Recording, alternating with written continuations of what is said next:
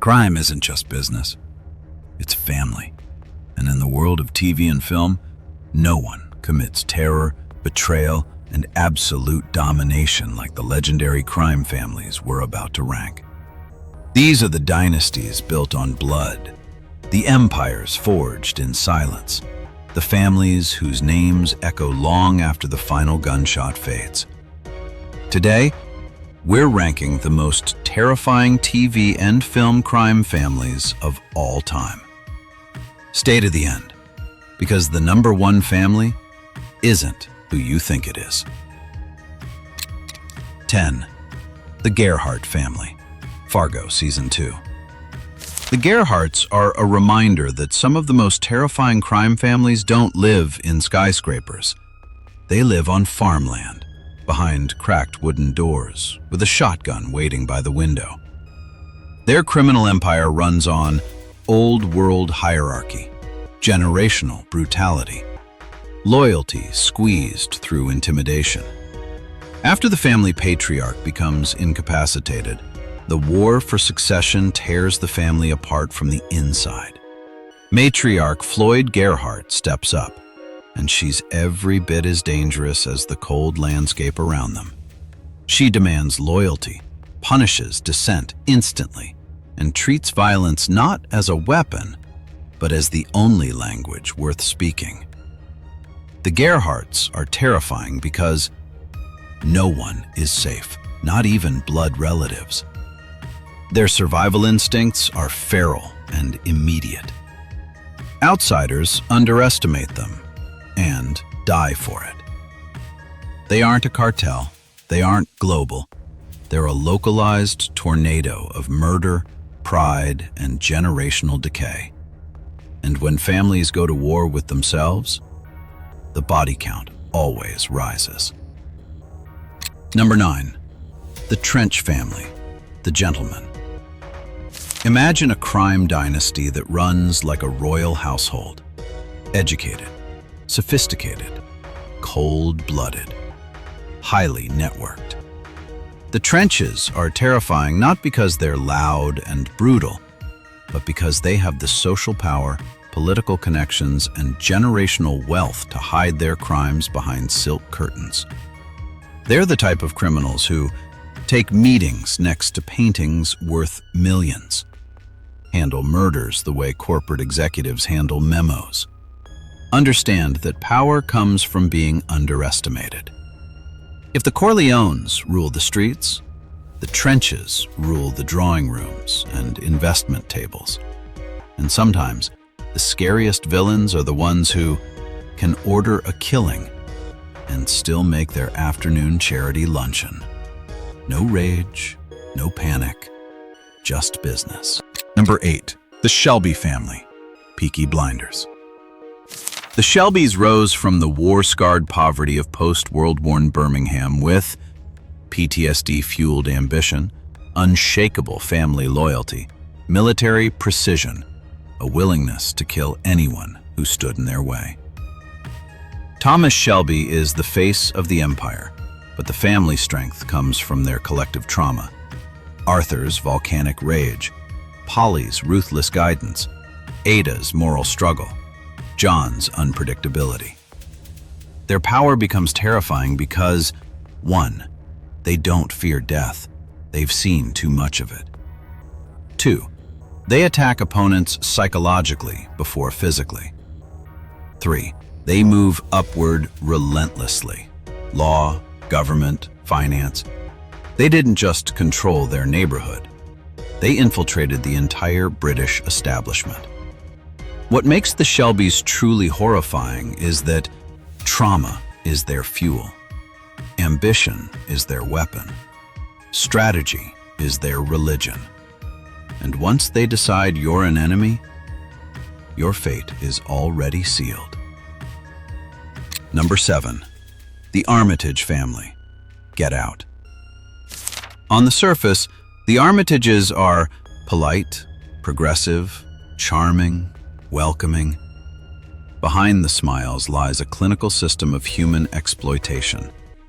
The coagula procedure, brain transplantation, psychological manipulation, hunting victims under the illusion of hospitality.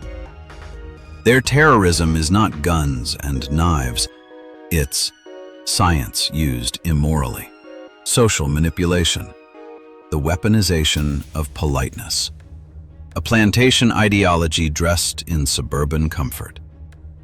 They embody a uniquely modern terror, evil that looks friendly on the outside. They don't abduct victims in alleyways.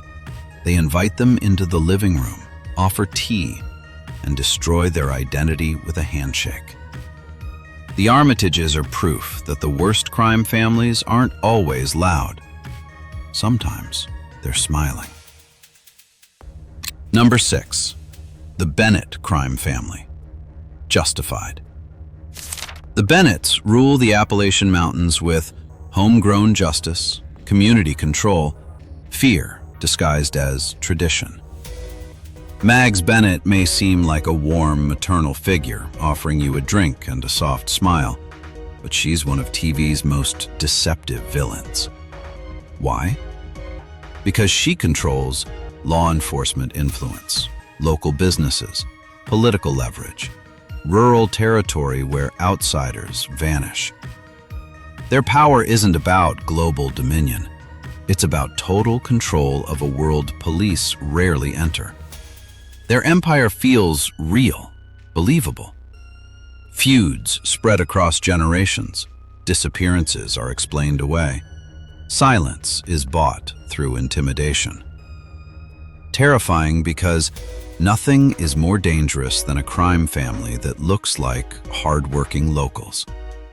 The Bennetts prove that horror doesn't have to be urban. Sometimes it's hiding in the woods. Number 5. The Liang Crime Syndicate. Warrior.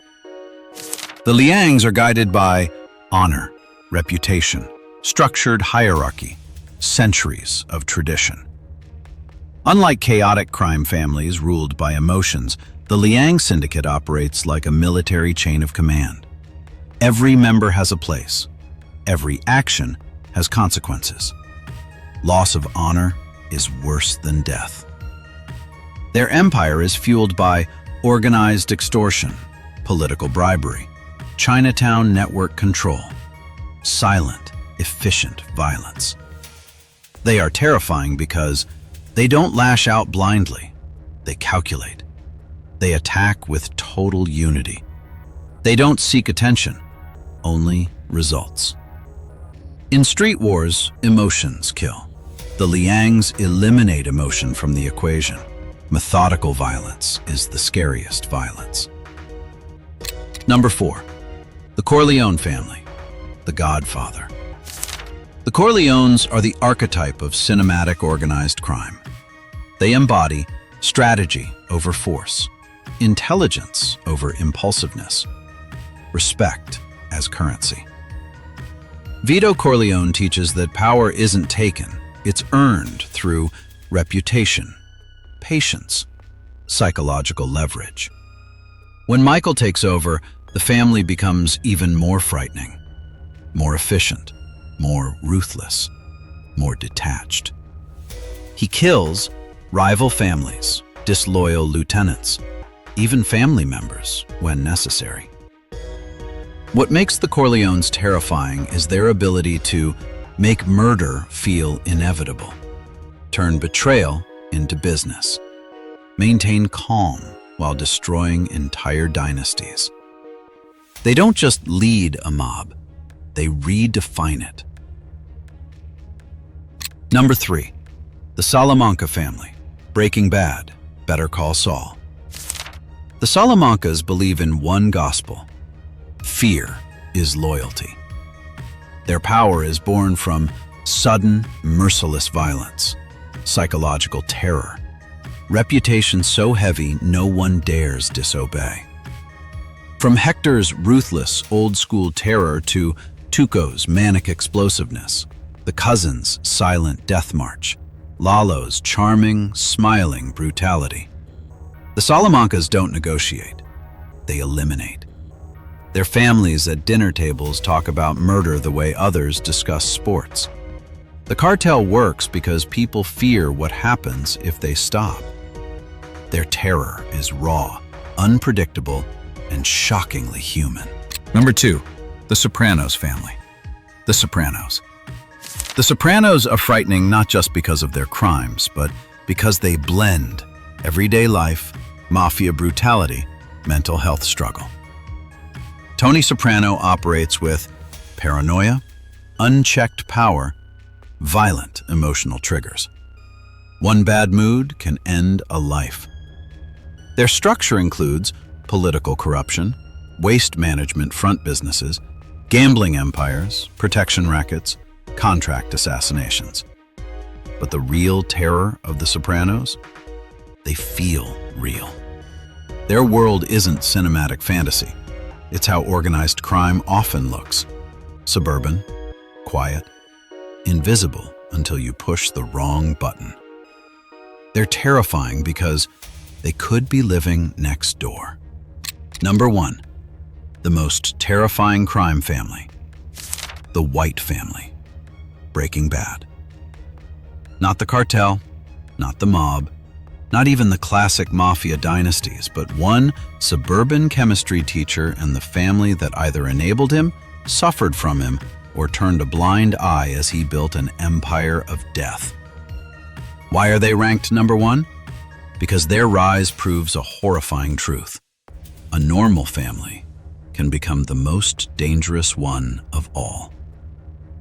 The Whites dismantled cartels, outsmarted corporate empires, and brought entire organizations to their knees, all from a living room in Albuquerque. What makes them terrifying isn't their violence, it's their transformation.